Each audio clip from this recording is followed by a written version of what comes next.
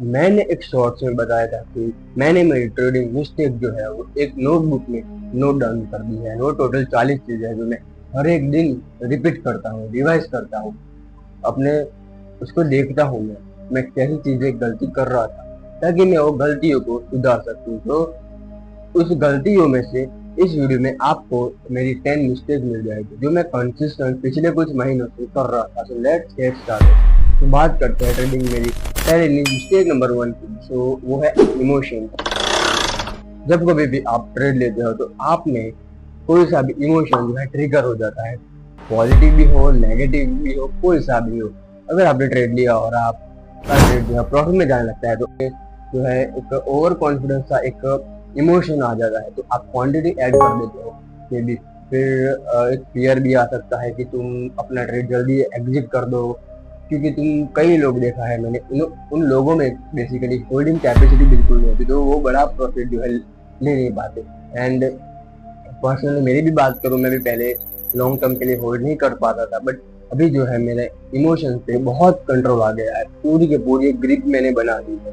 और कोई सा भी इमोशन हो, तो जैसे ही आपने ट्रेड लिया एसएल हिट हो गया, फिर आपने दूसरा ट्रेड लिया उसमें भी आपका एसएल जो हिट हो गया, फिर तीसरा लिया उसमें भी आपका जो है एसएल हिट हो गया। आपके अकॉर्डिंग टू रिस्क मैनेजमेंट आपके पर डे के जो जितने ट्रेड थे वो खत्म हो गए, तो आपने जो है एक इमोशन, एक ऐसा इमोशन आ गया कि आपको जो है मार्केट से रिकवर करना है। आपका जो एक रिवर्स ट्रेडिंग करने लगते हो, एक ईगो ट्रेडिंग करने लगते हो कि मुझसे मेरे पैसे कैसे चले गए।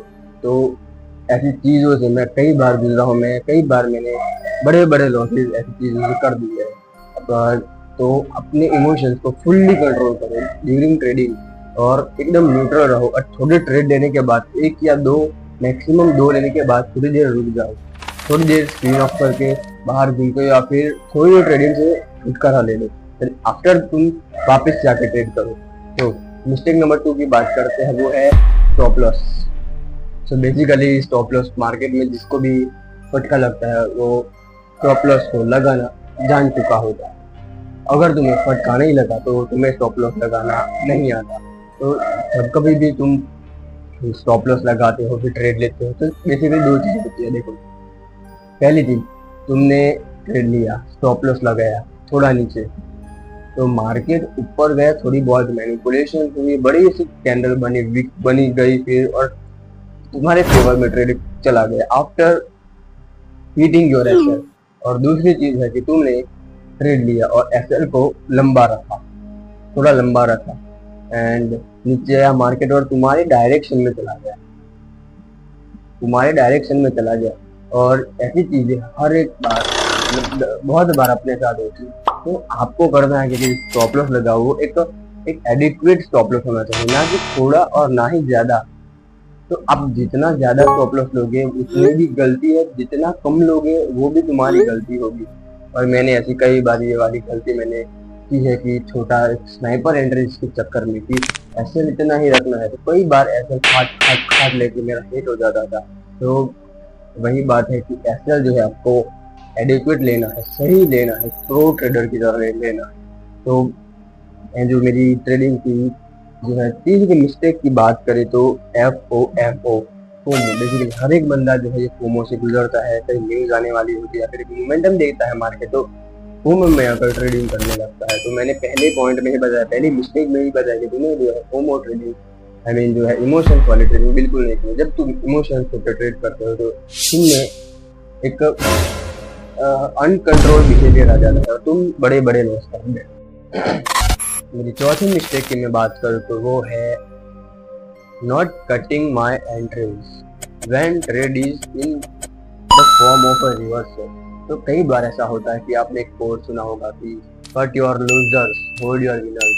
तो बेसिकली मैं कहता हूँ कि cut your losers hold your winners and cut your reversals. जब कभी भी आपका ट्रेड एक डायरेक्शन में जाने लगता है एंड आपको लगता है कि मार्केट बड़ा मूव देगा, अच्छी बात है, होल्ड करना भी अच्छी बात है। एज पर मैंने कहा होल्डिंग कैपेसिटी कम है तो बढ़ानी तो पड़ेगी, बट ये समझना पड़ेगा कि कहाँ तक बढ़ानी। कई बार ये बेसिकली डबल टॉप बन जाते हैं, डबल बॉटम, ट्रिपल टॉप, ये बेसिकली एक रिवर्सल पैटर्न है, हेड एंड शोल्डर।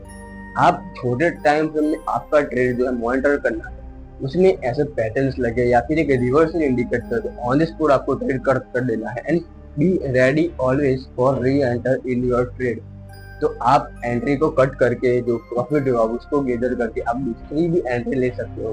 तो ये गलती मत कीजिएगा एंड प्रॉफिट में कीजिएगा, बेसिकली अपना ट्रेड जो है प्रॉफिट में ही क्लोज कीजिएगा। एंड जो फिफ्थ मिस्टेक की मैं बात करूँ वो है कि PREENTRY